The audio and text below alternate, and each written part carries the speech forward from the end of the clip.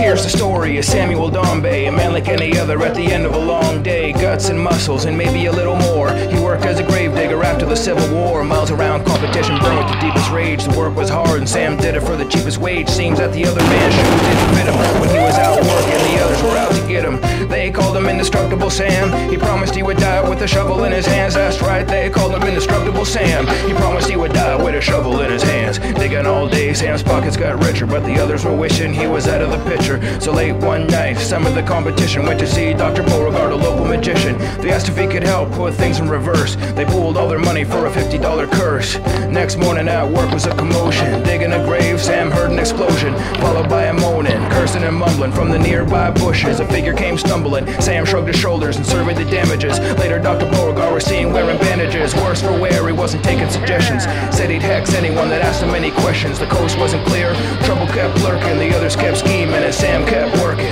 They called him Indestructible Sam. He promised he would die with a shovel in his hands. That's right, they called him Indestructible Sam. He promised he would die with a shovel in his hands.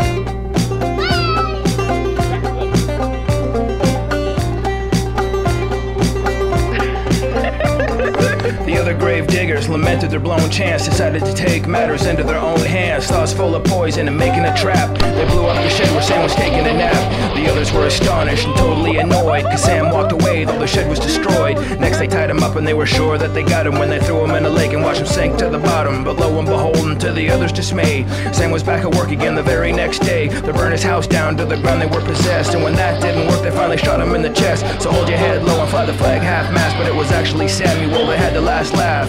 He recovered again, Lord be praised. He lived to be 100 and dug the others' graves. They called him Indestructible Sam. He promised he would die with a shovel in his hands. That's right, they called him Indestructible Sam. He promised he would die with a shovel in his hands, and he did. They called him Indestructible Sam. He promised he would die with a shovel in his hands. That's right, they called him Indestructible Sam.